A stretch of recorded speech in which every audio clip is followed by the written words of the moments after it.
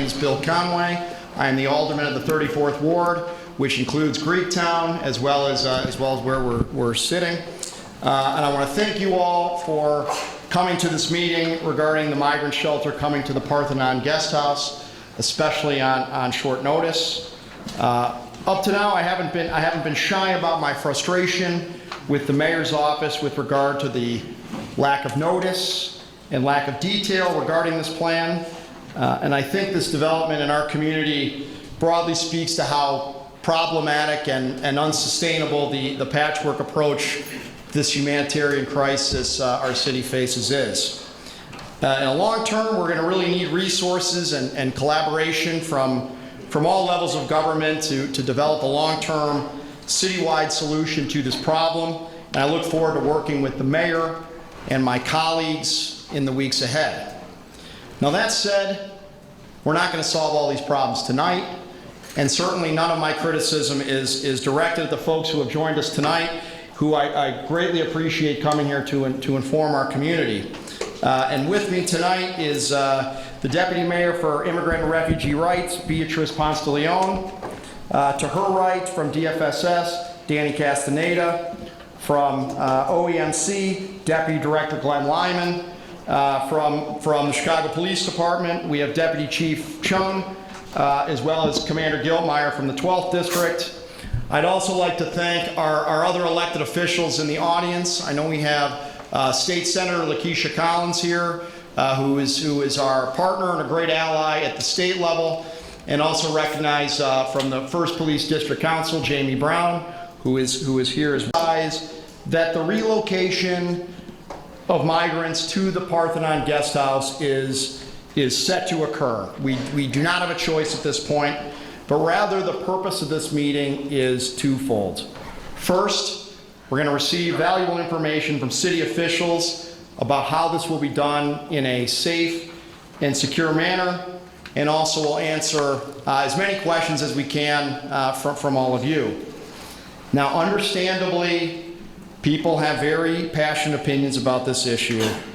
And in order to keep this meeting productive, I have asked people to write their names and their questions on a note card. We'll group them together and make sure they aren't duplicative in nature to keep things orderly. We're all neighbors, and I certainly appreciate everyone showing each other that respect here tonight.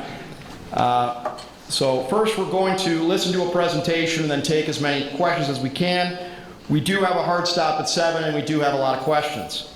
So we will, once we get to the questions, we'll start with people in the community taking the microphone. If that ends up being especially duplicative or inefficient, I'll simply work off the cards. And if people didn't put their names on the cards, I'll simply ask the questions directly.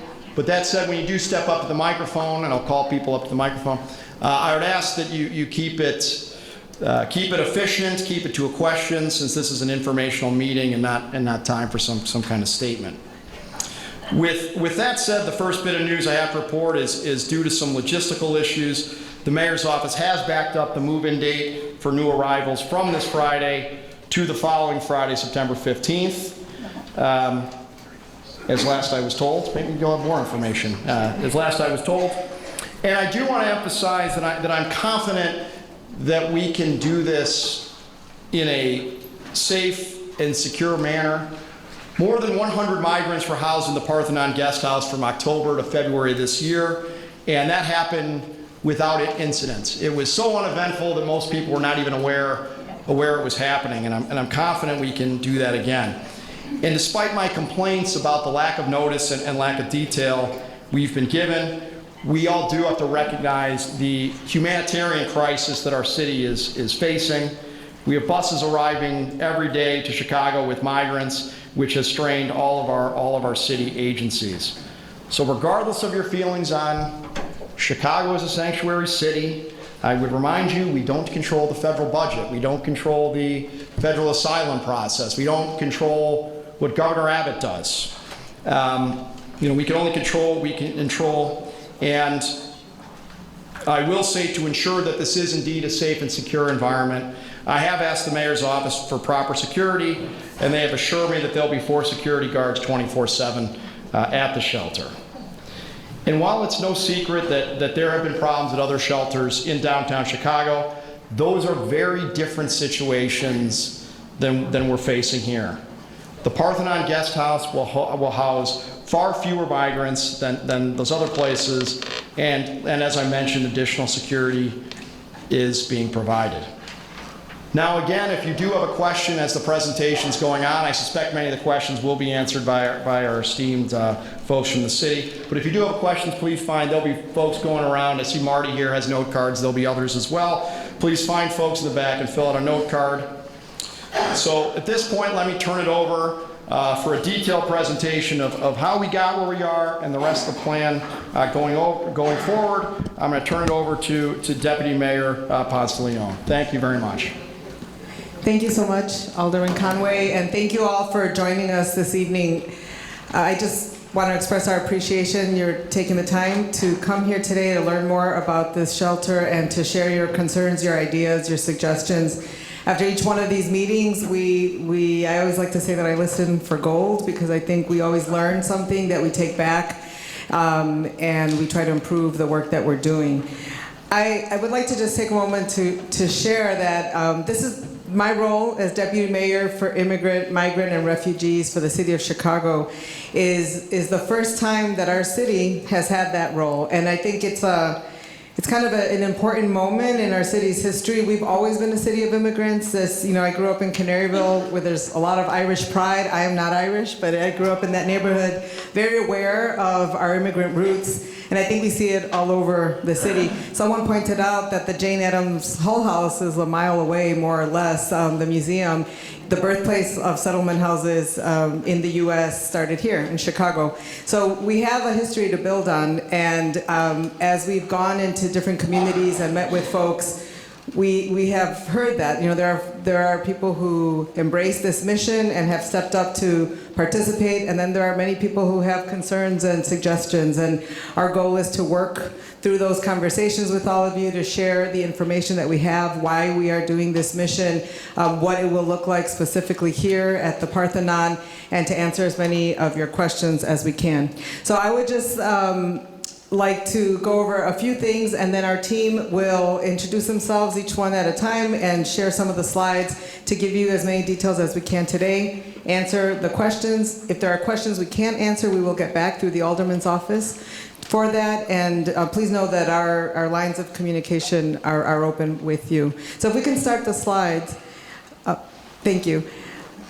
Our goal as a city, we are a welcoming city, and our goal has been to welcome our new arrivals, new neighbors, in a way that is compassionate, a way that we help to support, provide for their basic needs like food and shelter and some medical care at times, and then also supports in partnership with many others, including the state, the county, and organizations, to help put people on a path to independence, self-sufficiency, where they can stay here in the Chicago area if they choose, or move on, but that they can be independent, and having had the supports of coming through the city. We have been doing this in crisis mode. It's been just opening shelters. You are all very aware of the people who are in our police stations, because we can't open shelters quickly enough. We know that that's not sustainable, and I want to assure you that we are in the process of creating a longer-term strategy to deal more directly with how we can support people and help them move through our system into their own spaces and into independence more quickly. Part of that has been that cities are not set up for this type of response. As the Alderman said, immigration policy, resettlement efforts are a federal responsibility. We have been thrown in the midst of this, not just Chicago, but other cities, because the governor of Texas is putting people on buses and sending them up. So we don't have control over the buses that are coming, but what we control is what the city can do to respond. I've been asked, why are we doing so much for these migrants? Why are we doing this? The alternative is, if we did nothing, people would be on the street. They're still going to come, and they would be in our communities in places that are, in ways that are unsafe for them and for others. So I think our response is we are a city that is able to pull together, is able to provide supports for not only our own communities, but for new communities. And we are working towards community safety for all. So part of this response is both for supporting the folks who are coming here, but also to support our communities. We know that we need to get it right. We need to adjust as this mission evolves, and I hope that we can partner with all of you and with others to do that work. The next slide, just sharing some numbers about where we are today. The first bus from Texas came last August 31st. We just made it to a year from when those buses started coming. Since then, we estimate that we've had about 13,500, maybe closer to 14,000 new arrivals in Chicago. That's an incredible number of people in a short period of time.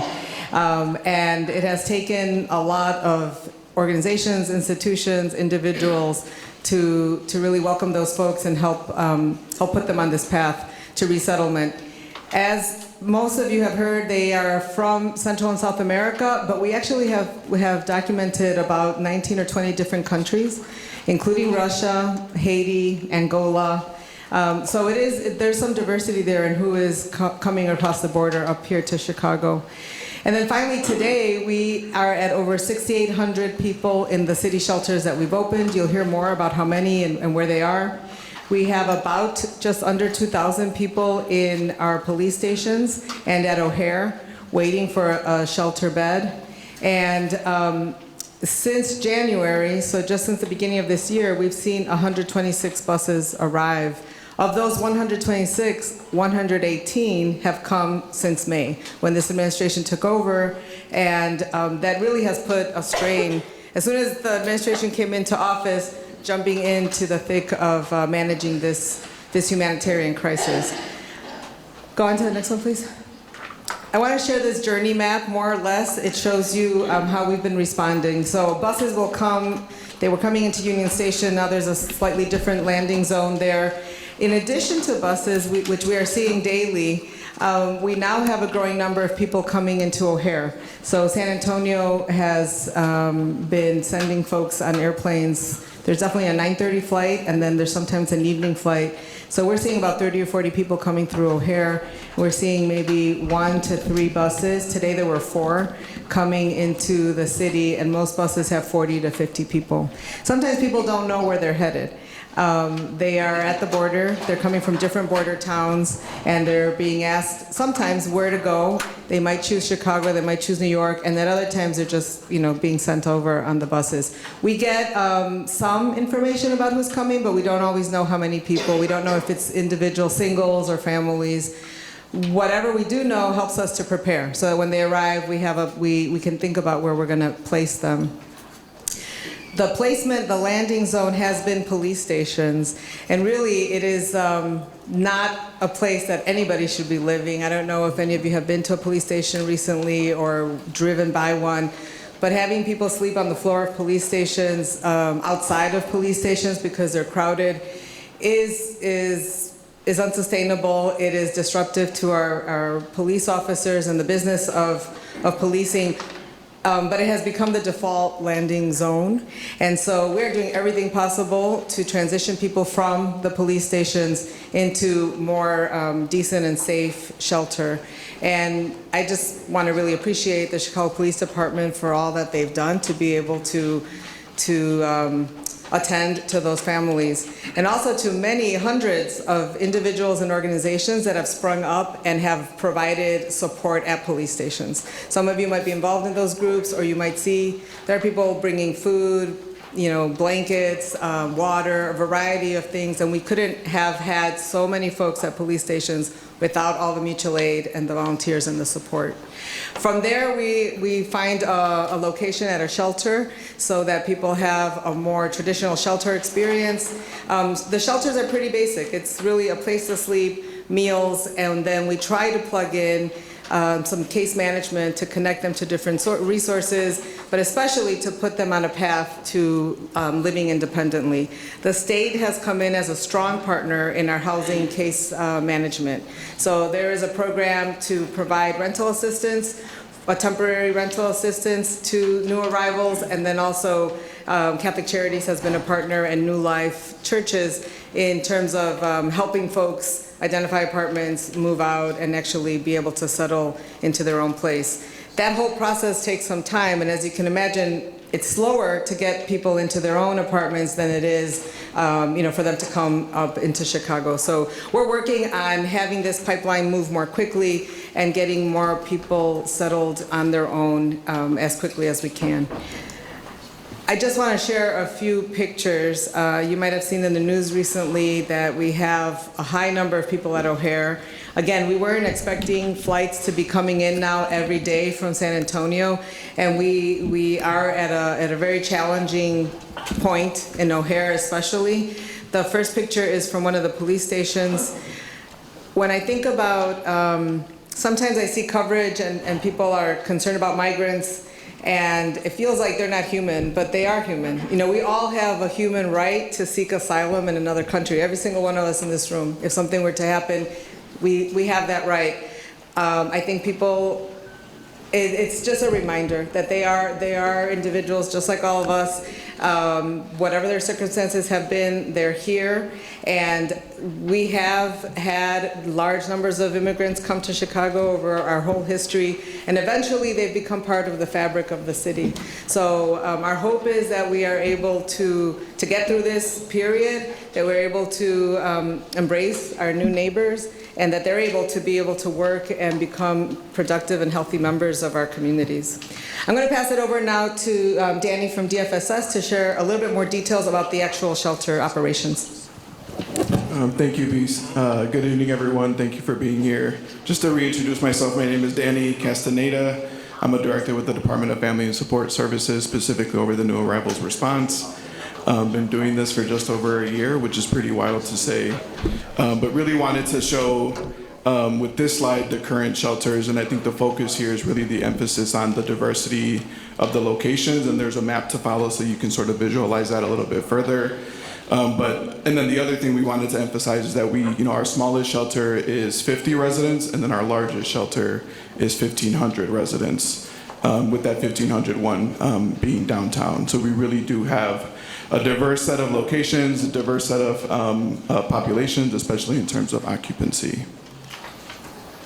And so again, here, just want to sort of put it on the map for a visual.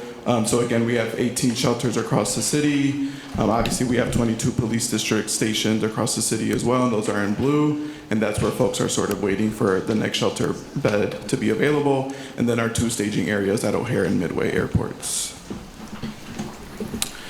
So then this is just a brief recap of what folks, really just the shelter basics of what folks can expect, upon day 1 of being intaked at the shelter.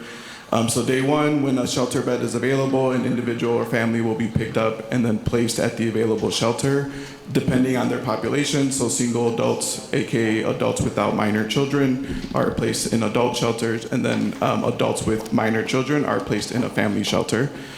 So upon intake, they get a sort of welcome orientation of what they can expect at the shelter and what they can expect from the city while they stay at the shelter. And then they sort of get an orientation to the actual space. They get assigned their room, assigned their bed, or in many cases a cot. They'll be given some basics like a blanket and a pillow, a hygiene kit, a towel, and then some of our sites have a laundry service on site, and then for the sites that don't have laundry service on site, we do have a service so that folks have access to clean clothes. And then just wanted to give a brief overview of the services that we offer across our shelter system. First and foremost is out-migration, which is supported through Catholic Charities. Out-migration is really you arrive to Chicago and you communicate to us that actually Chicago was not your final destination. You're actually looking to connect with family or friends or a support network in another city or in another state.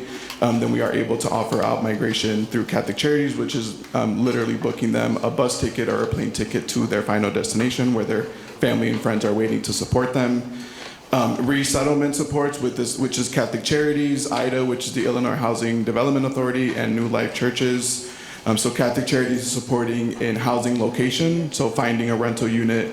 IDA is administering the rental assistance, and then New Life is actually moving people in, and then sort of providing a basic set of furniture to sort of kick people off in their new home. Legal services, obviously folks are coming here seeking asylum. Our immigration system is very complex, and so we're making sure that we are offering some level of legal immigration support through the Metropolitan Family Services Legal Aid Society and other partners. Health and wellness is first and foremost, so we, Cook County Health, which is the county's healthcare branch, has been a huge partner in the Chicago Department of Public Health as well. So we have on-site healthcare providers, which we call the lead coordinating agencies, and those two are Heartland Alliance Health and Lawndale Christian Health Center. So they're on site once to twice a week, really giving that acute care and referrals to other services. And then obviously the continued access to Cook County Health. So our goal is once someone is intaked at a shelter within the first 72 hours, they go to their first Cook County Health visit and they get a full health screening, vaccinations, COVID test, really the full spectrum of a screening. Through the Office of the City Clerk, which is a department here at the City of Chicago, we have the City Key ID, which is the City of Chicago's municipal ID, which is a huge resource, not just for this population, but also for Chicago residents, which is something that we've tapped into regularly for the new arrivals.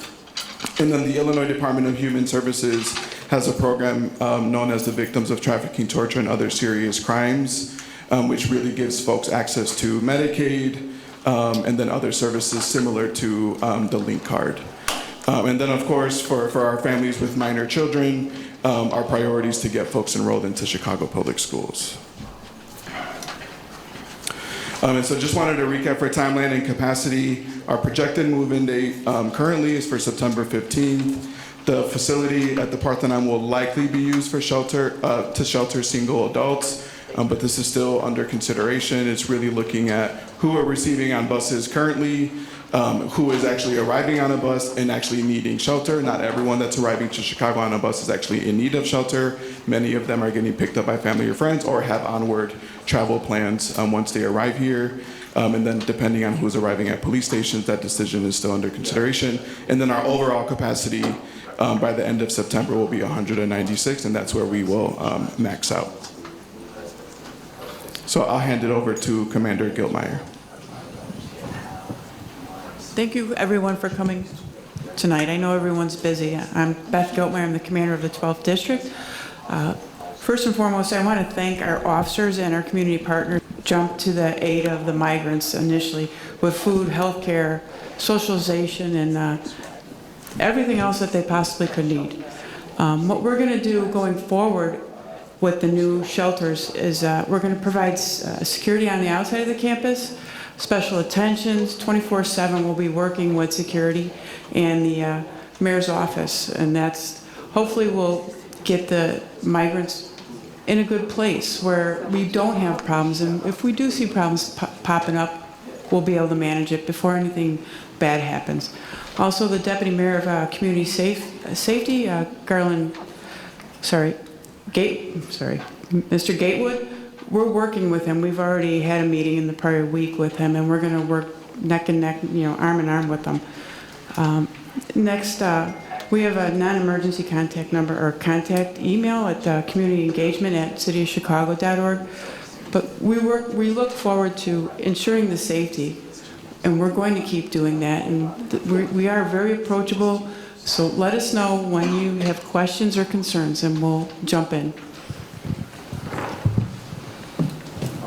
Thank you, Commander GILTMIER. Deputy Chief Stephen Chun, Office of Constitutional Policing and Reform, currently working with the humanitarian crisis here.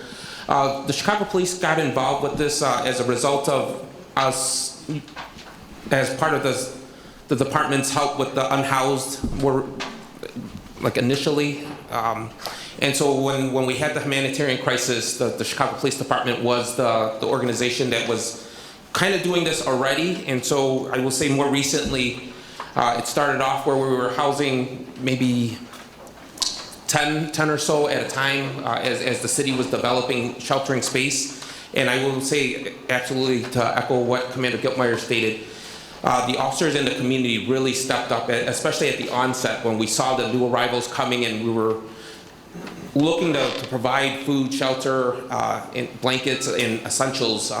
The community really stepped up. Our officers really stepped up, saw the need, and immediately jumped to that task. I will say more recently, we've seen these numbers grow, and that's why it's essential where we get some of these shelter spaces put up as quickly as possible. Today we have 1,997 within our districts and at our airports, and as we saw some of these conditions in some of the pictures, I think one of them was the 12th district. Those numbers are extremely high, and as you can imagine, we didn't see the detail in those pictures, but those pictures really highlight the need when you consider sleeping on those floors where babies, toddlers, with their parents, and those are the conditions that unfortunately we're trying to provide the best that we can, but as you can imagine, it's working operational police stations, as Commander GILTMIER has stated. And we always advocate for our community members when they feel in danger or they feel the need that they have to report something or seek services to come to the police stations. And sometimes those disturbances, the traffic accidents or whatever, comes to the doorsteps of the police stations. And as you can imagine, sometimes those are highly volatile. We have domestic disturbances all the time that come to the station for service. And so as you can imagine, as some of these stations, and as we saw how packed it was, it creates a danger. And so with that said, it is essential that we have some of these shelter spaces, and that's what we're kind of advocating for here today, is the shelter space at the Parthona to help decompress some of the districts of the high numbers, to try to get our new arrivals situated in a better condition where they do have cots and services to actually get situated and move forward with what they're trying to do in Chicago here. That's the one. We just have a couple of slides and then we'll close so that we can get to the Q&A. Just very quickly, I want everyone to know that we are working diligently with the state, the county, and our federally, our elected officials at the federal level. This is really, this is a humanitarian effort that requires all levels of government, and our administration is committed to making that happen. We have begun, the state recently released a $42.5 million grant through the Metropolitan Mayor's Caucus for other municipalities to step in and potentially help with the resettlement of some of the groups of the new arrivals that are coming up, and so we're working on doing that with them, and just really advocating in many ways for increased funding, for additional supports, and for this to be not just a Chicago effort, but a regional effort. And people often ask us, what can I do to help? How can I volunteer? If you are interested or you know folks who are, there's an Amazon wish list for people to donate that one of our nonprofits has up. We are working on a volunteer program for people to plug in to support those mutual aid groups, especially at the police stations. There are some jobs through Favorite Staffing, which is the staffing company that we've had to rely on for shelters, in case anyone is interested in doing that type of work. And then finally, if you are an advocate and like to call your elected officials, please call them to voice your opinion and ask for the resources that Chicago needs to be able to manage this situation. And so with that, I would like to share this QR code. You can go there directly to add more questions and comments. And then I know that Sarah is going to open us up for Q&A. Okay, Yeah, thank you so much. My question's in regards, since I have to use the one, for 1 minute. So I'm going to the daycare directly next to this facility, so I just want to make sure that the individuals that are being hosted have had some kind of background checks to make sure they're not certain kinds of offenders, because this is a child-friendly area. It was also mentioned that before there was no incidents. Well, that was because the city had a policy where people had to leave within 30 days. I want to know if that's still in effect. So you're being housed for 30 days and you have to go. Because if that's not in effect, I think that's problematic if this becomes a home. I also would like to know what the city's end game and plan is. Are we going to continuously open shelters in hopes of working permits to be eventually awarded? Asylum cases take years to process. I've had some at my law firm, pro bono. So what's the end game? Are we just going to open shelters across the whole city? Lastly, capacity is 136 in this facility. You guys are saying 196, so we're just breaking building code and shoving as many people in as possible, or are we going to stick to the capacity?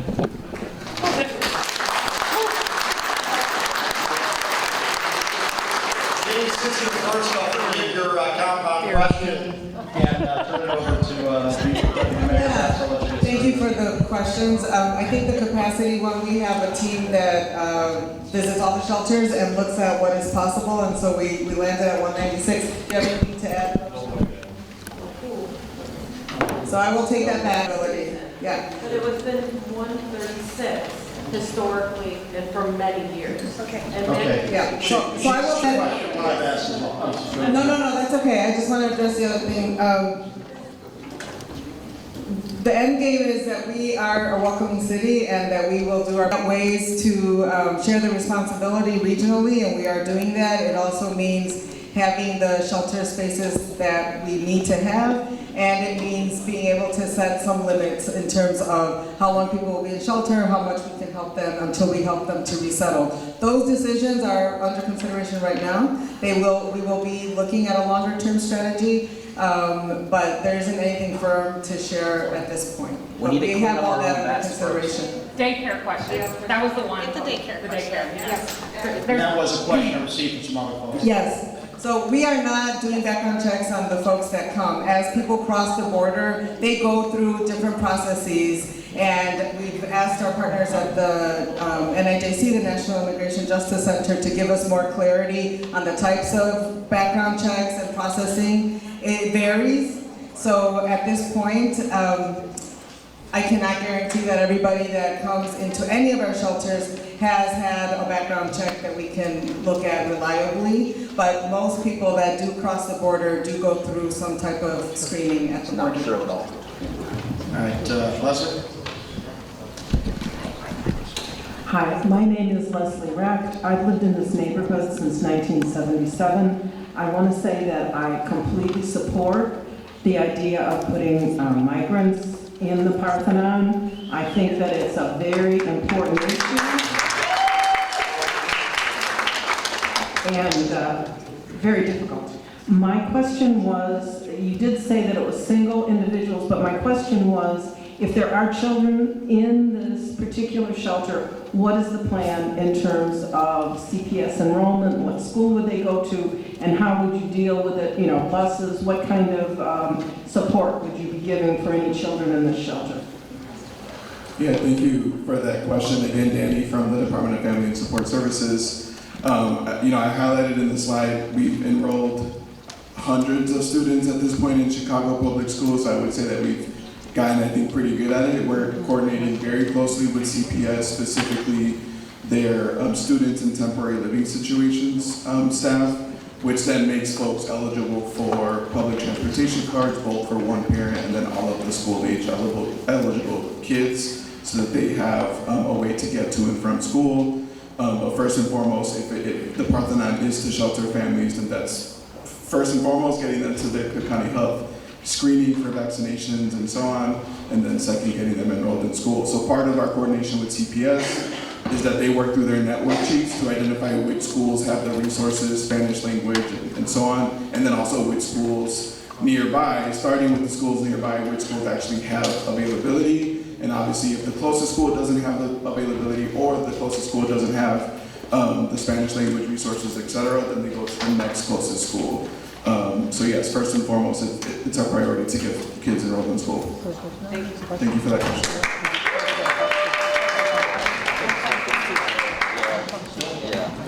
So I'm at ground zero of this catastrophe. I live right next door, unfortunately, to this, what's going to be a mess. I'm curious where the 200 people that are living in a 5,000 square foot footprint of a building, 3 stories high, when there's absolutely no outdoor space for them, and Halstead Street is a very narrow street, where are all those people going to be hanging out when the weather's good? Sorry, I don't want to take up your time. Well, that's the first part of the question, but it's related to that question, is what happens when we start seeing them fill up the streets and all the businesses on that neighborhood are suffering because nobody wants to approach the businesses anymore?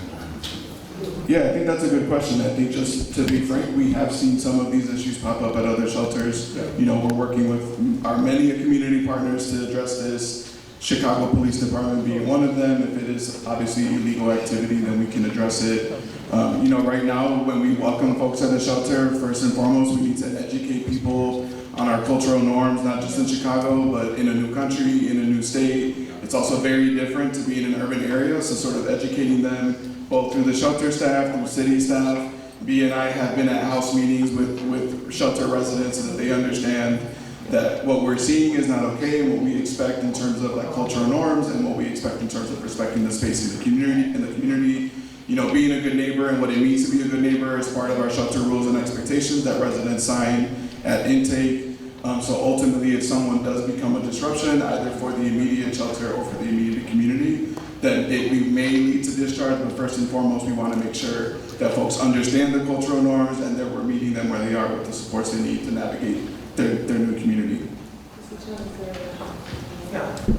I will say that, as Danny had related, that socialization has been key. So as we know that a lot of these new arrivals are not from the city, and so the cultural norms, the good neighbor training, that's been essential. Actually, the staff that's at a lot of these shelters have actually been really proactive with getting some of our new arrivals to be proactive in cleaning up the communities and picking up items. And so that helps. I will say that at all the shelter spaces, there is an 11 p.m. curfew, and that kind of assists with getting everybody back within the shelter space. It helps bring a little bit of order as well. I know within the different shelter spaces throughout the city, we've been really proactive with our special attentions at the different shelter spaces, checking in with the shelter space on a regular basis, checking in with their security. And there has been some issues where we've had to work with other agencies to proactively address, but that's some of the growing pains that we with new arrivals coming to different areas and just getting acclimated to the environment. And part of that is that education with the police department as well as our other city services. And we have a partnership with the Illinois Coalition for Immigrant and Refugee Rights they have a network of organizations that are at each of our shelters working to help those folks who are staying there really understand what it means to be in those communities. They work with them on integrating into Chicago life and help with the kind of common understanding about what it means to be a resident of the shelter and to be a good neighbor. It's not perfect. You're right that there's, it's a lot of people, and I think helping them to know what the community is about, where they can go in the neighborhood will also be important, and that's where partnerships with people who want to support or organizations that want to help welcome folks could be important to make this a more smooth process. At every shelter where we have seen some dynamics and issues, this team and many others, I want you to really just understand too that there are so many people at the city level working on this effort, and we take it very seriously to run shelters that are operated well, that are safe, both for the residents and for the community. It's hard, it's not easy. We're very aware of the concerns, and we do as much as we can to help smooth those over. So again, our lines of communication will be open, and as this evolves and unfolds, and we do encounter any challenges, we're going to step up to try to see how we can mitigate them. That's good, because I will be calling in the summertime when I see them along the street, all 200.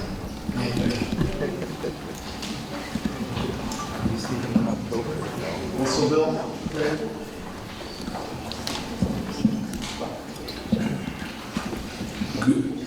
Good evening. Pastor Doyle, Hostel Division Ministries. Outside of Alderman Conway, may I ask which 5 of you, if any, have served? Meaning in one of 5 branches. I'm sorry, sure. Served, meaning one of 5 branches. Alderman Conway is a Navy veteran. Here's why. I am a United States Marine Corps veteran who, as a social worker, who stepped away from the business, meaning the talent in the back, reporting facts, in the last year, numerous veterans of different racial, ethnic, sexual orientation, and how we present ourselves backgrounds have been profoundly triggered simply because of the notion of being forgotten. Because again, at the end of the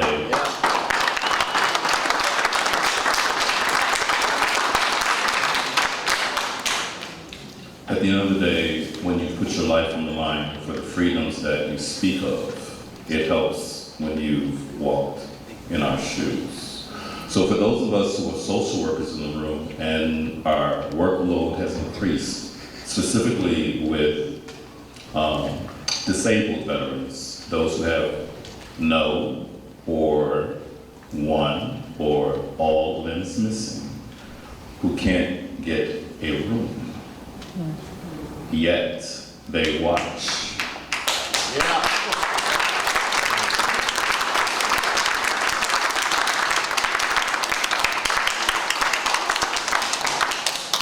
So for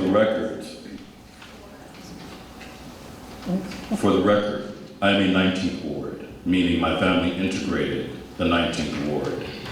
And so from the standpoint of doing your time, please remember that for those of us who put in long hours, particularly in the last year, to find spaces for those who have served, please remember who came first. Thank you.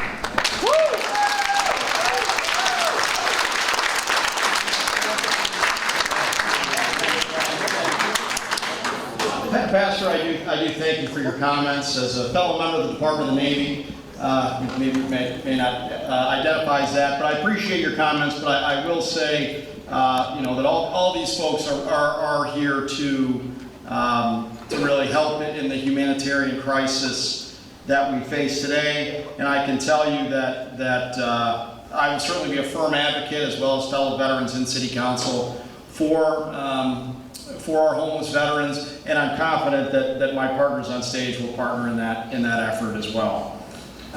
Believe me.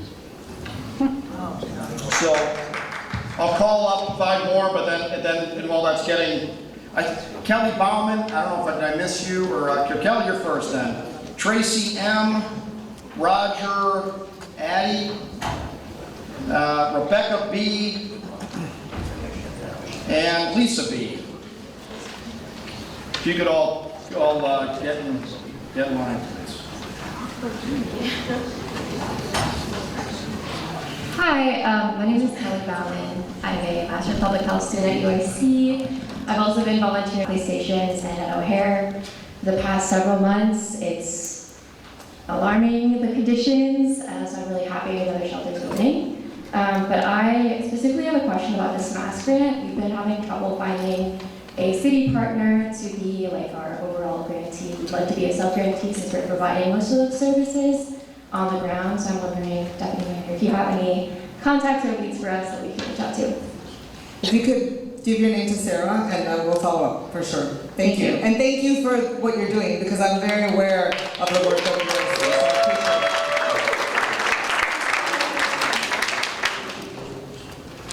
appreciate it. Tracy? Good evening, and first I want to thank you, Alderman Conway, for your handling of this new development and your transparency and communication with the community. Thank you. I will allow some statements. One's about veterans or compliments, please. So, thanks for being here. I live 2 blocks away from the site. I am a proponent of the site. I think Chicago being a welcoming city is a value I hold that's very important, and that means every neighborhood has to step up, but also means the whole state has to step up. And so I'm wondering what more can the state of Illinois be doing, what more advocacy can we be doing so that the burden does not lie so intensely on the city of Chicago. Thank you. We do have a good partnership with the state. They have funded, for example, they fund the Greater Chicago Food Depository to provide many of our meals, the resettlement work.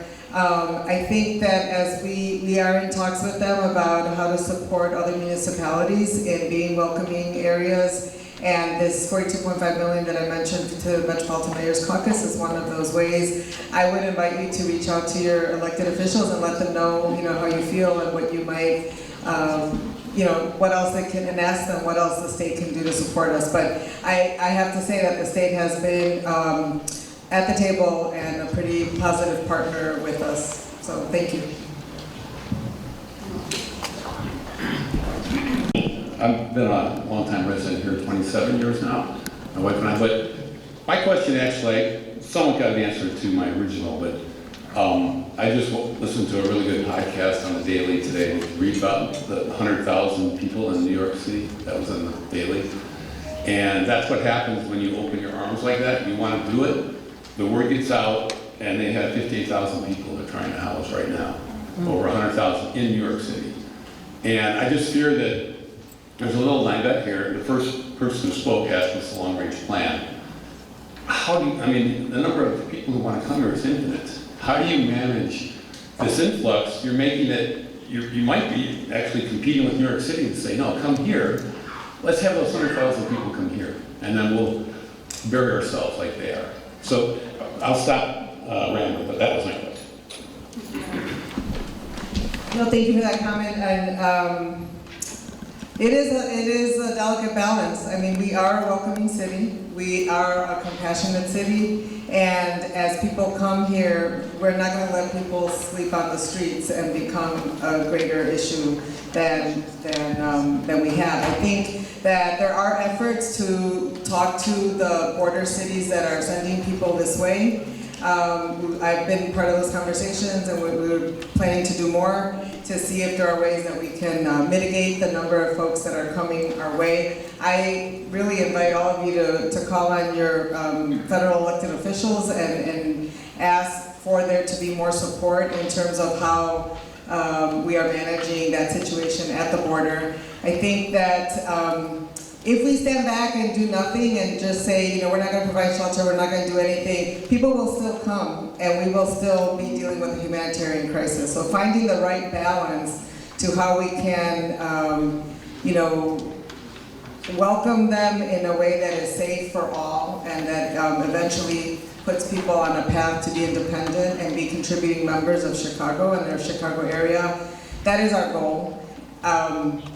It's a challenge, it's difficult. I wanted to comment on the fact that this work that we're doing is really building our infrastructure as well for other crises that may come. We know that there's climate change, there are other types of humanitarian crises that might send people to the Chicago area, and what we're doing right now is preparing us for that situation. And we also are looking at learning a lot at how quickly we've been able to respond so that we are improving our system of care for other people, for people who are Chicagoans who are struggling with housing, who are experiencing homelessness, for folks like veterans who are unhoused, and looking at how we improve our overall system of care for our neighbors who are in need is also part of this learning process. So I'm hoping that as we go through this situation, Chicago becomes stronger in our infrastructure. We create new sources of supports and ways to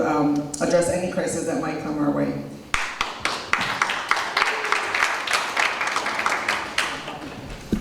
Hi, my name is Lisa. Really just one question. How can I help? Really specific, where can I go to find out how I can help? I'm retired, not computer savvy. That's great. If I could just have guidance, I'm free. Thank you. Your number, and I think what I would say right now is we always need help at our police districts, and there are groups of organized volunteers there, so hopefully we can plug you into one of them. Thank you. A few of the questions, I'm going to go to a few of the questions that were asked without names. So, are the migrants being taught to speak English? Yes, good question. I've received that a few times. Yeah, good question. So in some cases, we've actually been sheltering folks in community colleges facilities. So we've actually, folks have been able to walk to their ESL course on campus. Otherwise, I was actually just in conversation with the City Colleges of Chicago last week to connect each shelter with their local community college so that folks can enroll in their local ESL course or in their local, what CCC calls their off-site locations that are typically hosted by like a local church or a local community partner, so that we're not overwhelming any one partner. Some shelters are very large and we have hundreds of people that want to learn English, so we want to make sure that we're meeting the full need and not overwhelming any one partner. But the short answer is yes, folks are getting connected to ESL resources. And we can do more. So if anyone is interested in plugging in to that, there are plenty of people that would be interested in learning English, that we could do a better job of making sure everyone has access to it. And I can tell you, we're gonna, since I know I've got a lot of questions about volunteering, we're certainly gonna put that out about how best way to do that. But a question I did get is, will some of these slides be made available? Yes, sir. Okay, great. So I think I can whack that one out pretty quick. All right. And this is one you've addressed it a few times, but I got it so many times, and I want to see if anyone has anything to add. What is being done to keep the residents in the neighborhood safe? Which I know you've spoken a lot on that, but I got it a few times and didn't know if there was more to add. We are increasing, we do have a foot officer on Hostel already in Greektown. We are increasing our stop bys. I don't know how else to say it. Our special attentions is the verbiage that we use, but if anyone knows that. Also, we are going to be working with the building security, so we'll be in the building to see what's going on, and then once people are outside, we'll know who they are. So if we see them in the neighborhood, we're going to say hi, and we're going to stop and see what's going on. And then if we get a 911 call, we'll be able to go right away and we'll understand what's happening.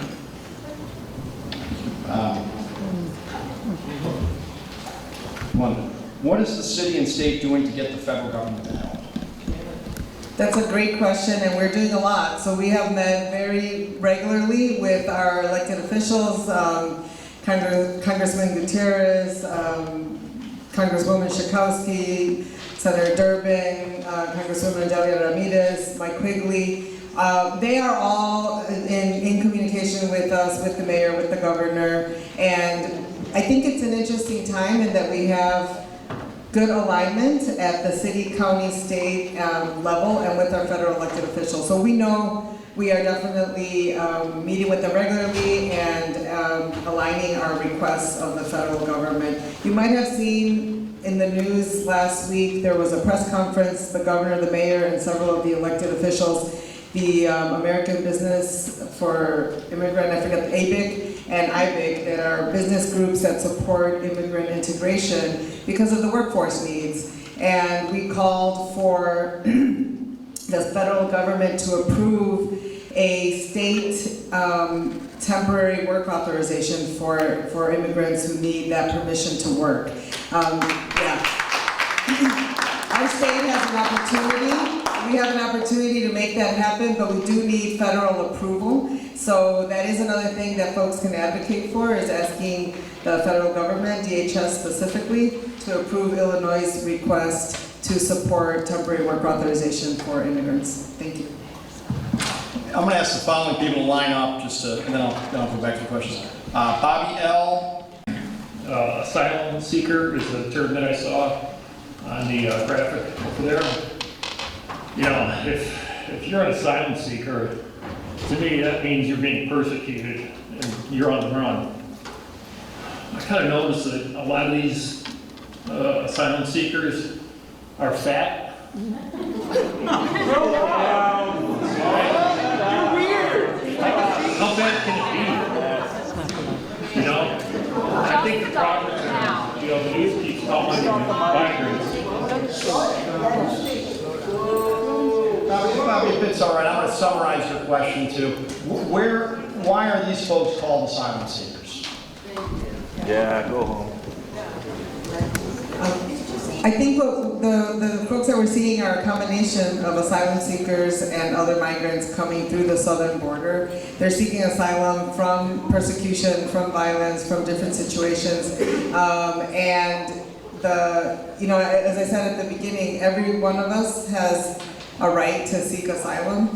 They will go through an application process and they might be granted asylum or they might not, but we all have a right to seek asylum, and that's why we use the term asylum seeker predominantly when we talk about the folks that we're helping to settle here in Chicago.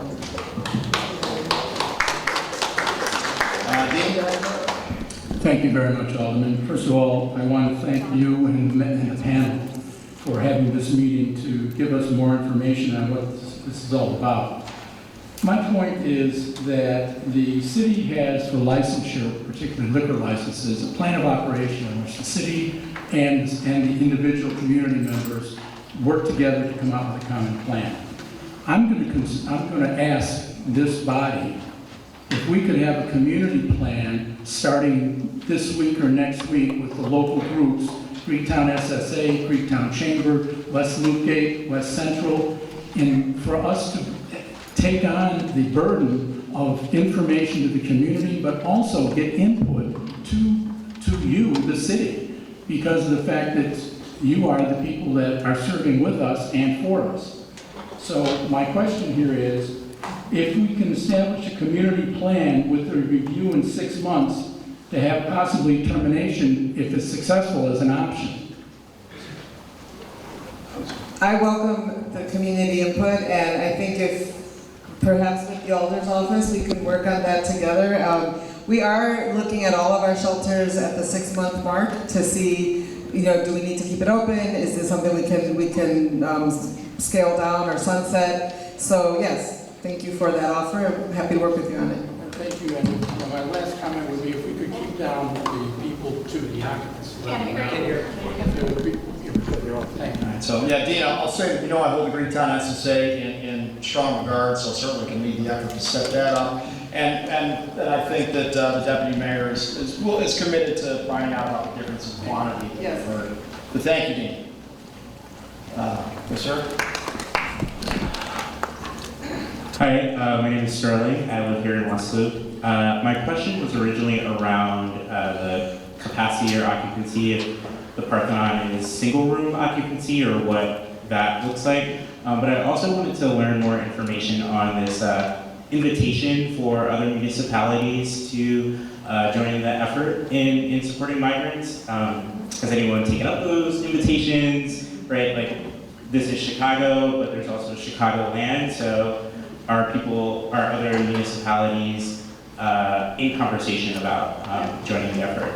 Yes, thankfully there are, and I'm not saying it's 20, right, but we do have a handful of our neighbors that are also welcoming to immigrants and want to find a way to plug in. I think it's going to look differently for each one, depending on their capacity. But again, the state funding of that $42.5 million that's out for grants right now is a good incentive. And some of the new arrivals that started coming last year are already in some of our neighboring suburbs, and so it's an opportunity to kind of build on those communities there.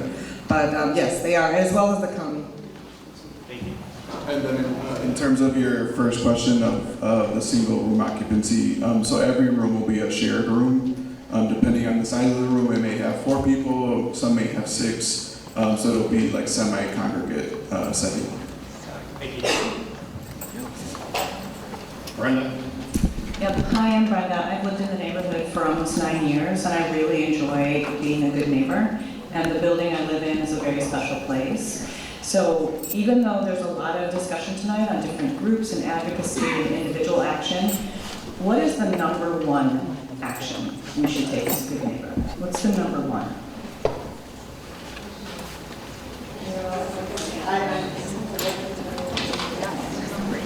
That is a really good question, one that we haven't gotten after, I would say, like a couple of dozen community meetings in the last year. So I think you stumped us a little bit, but I think it's getting, I think the good thoughts flowing. I would say, like you would want to be treated as a neighbor.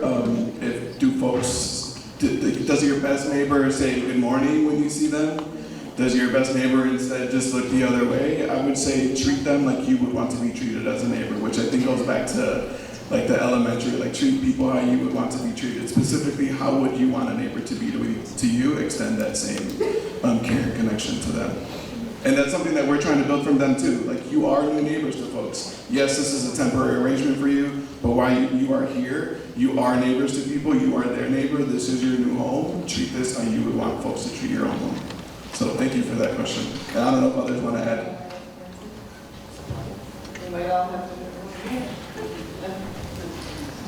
I think I'm Glenn Lyman, I'm Deputy Director at Office of Emergency Management and Communication. So what the OEMC does is coordinate all these agencies together. And we have an emergency operations center that's open every day to manage this mission. But to answer your question specifically there, I think one key word, and that's understanding. understand what they're going through, and help them get through it as a neighbor. We were at a large shelter, one of the bigger ones, and I asked folks how many of them had met someone in the neighborhood. And I would say maybe a third of the people raised their hand. And then I asked how many of you would like to meet someone from your neighborhood, and everybody raised their hand. And that's just human nature. I know it's hard, and there will be some people that might not have the best behavior, but you know, as much as we can welcome and get to know people, I think we'll go a long way. Thank you for that question. Can I just add one thing? Sorry. Yeah. I just want to add one thing. I think one of the best things you can do is join your local mutual aid network. Yeah. I think we have a lot of mutual aid volunteers here. You want to reach out, connect with them, and figure out which ones are your most local police districts to connect and help the asylum seekers there. People also need blankets and food. Yeah.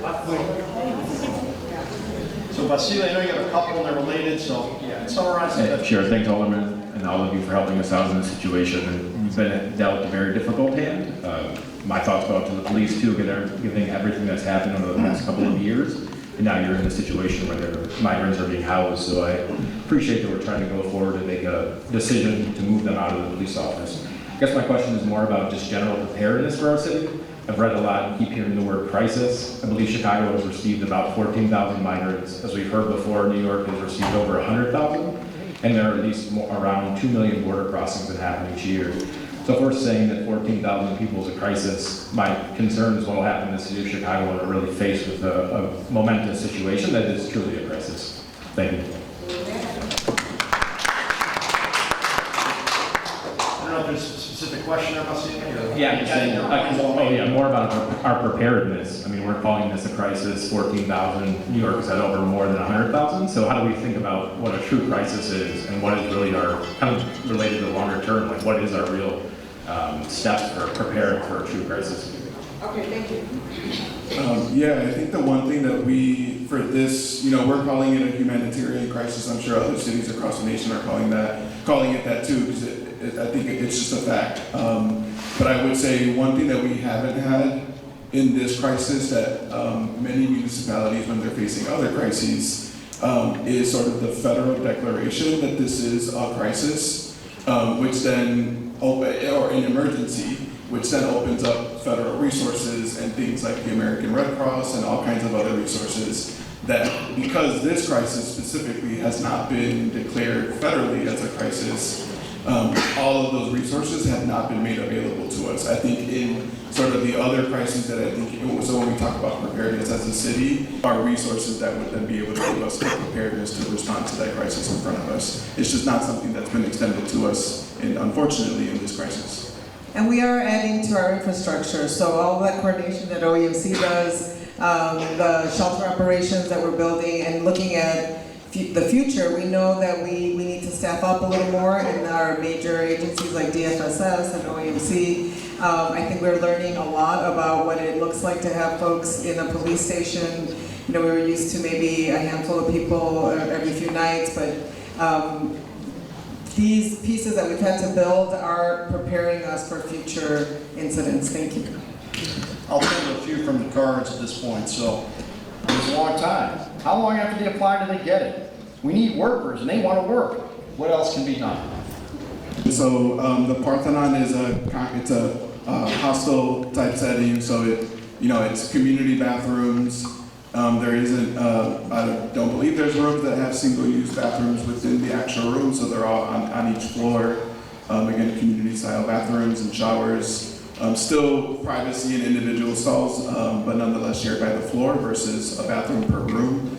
And first and foremost, like when folks are intake at the shelter, and actually at this point, even without being in shelter, we're trying to connect people to healthcare specifically because they've had a long journey to Chicago. It's 24 hours on a bus that has blasting AC, so many of them are often getting off the bus with a scratchy throat, a minor cough, and typically what that means is because they've been sitting on a bus with blasting AC within a couple days that those symptoms typically have gone away. This is generally a very healthy population, but our first and foremost, our goal is to get folks to Cook County Health for a full health screening, which includes COVID testing, COVID vaccinations, and vaccinations of all kinds, not just for COVID. And then follow-up appointments. Many of them are arriving, not many of them, some of them are arriving with illnesses that they have had to manage on their journey here, and so we're making sure that folks are connected to specialty care, connected to medication support, and so on. So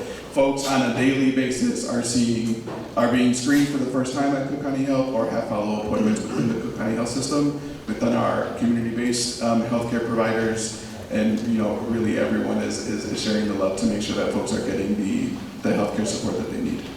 So this next group of questions I'll call as, duration of time at the shelter. So, can the city commit to this as a temporary shelter? The one-year lease, does it include any options for the tenants? What will happen to the building when the migrant use is done? So, maybe stick to the timetable ones, those last ones maybe beyond control. Anyway.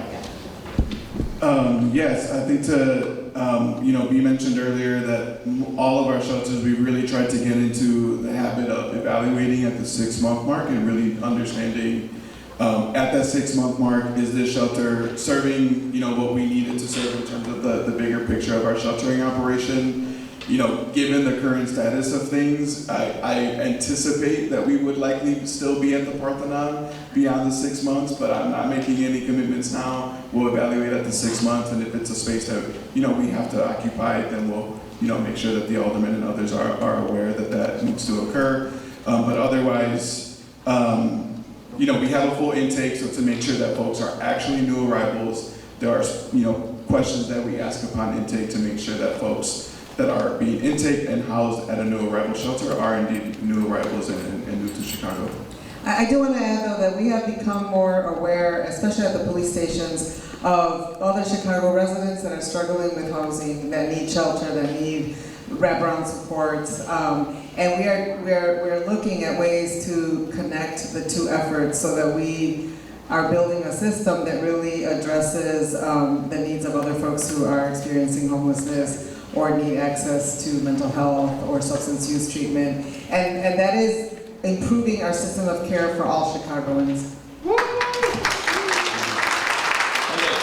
This new location is very close to UIC, which is an open campus university. How is safety being considered in collaboration with UIC and UIC police to keep students safe and undisturbed? Great relationship with UIC. We work with their police department daily, if not moment by moment. When I leave here, I'll call the chief, and we're going to go and we'll discuss different strategies that we'll need, what they're concerned about from the UIC perspective and student housing and stuff like that.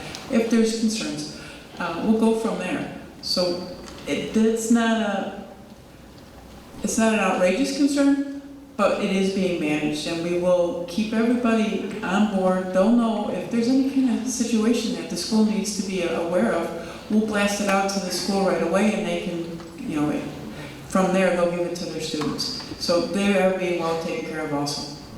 And I will also certainly vouch for the quality of the UIC police. And I believe they have 80 officers as well.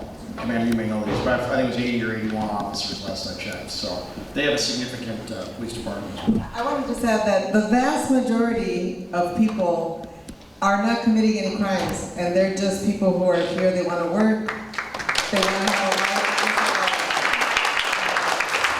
When we see incidents, we step in and we're trying to prevent them. But really, the vast majority of people are doing what they need to be doing, and they are people that we can be comfortable with. All right. Unfortunately, we're not going to be able to get to all the questions. You see it is 7, but I'll ask this last one. Where will meals from our new neighbors be sourced from? How will we ensure the quality of these meals?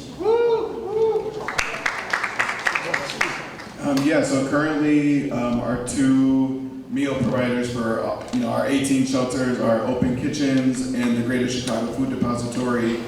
For the Parthenon, it would be the Greater Chicago Food Depository that is serving 3 meals a day, 1 cold meal, 2 hot meals, 7 days a week, with water and snacks in between, available at all times. So that for the Parthenon would be the Chicago Food Depository. And then we also have, shortly we'll be releasing meals RFP, so that if there are providers that are interested in supporting the mission, and getting funded to do so, then they can apply for the RFP, and then depending on their region and their capacity, then we would evaluate them and ultimately award folks that are interested. So that'll be incoming pretty soon. What is Mayor Johnson going to do about the 680 murders this year? And how about all the little kids on the south and west side that get killed, and the people that do it don't go to jail? Well, while I What appreciate do you your question, and someone that Right was here. in law enforcement, Dude, take a number. it's not an appropriate question for this forum or for the folks up here. I think it is. But I do want to thank you all very much for coming here.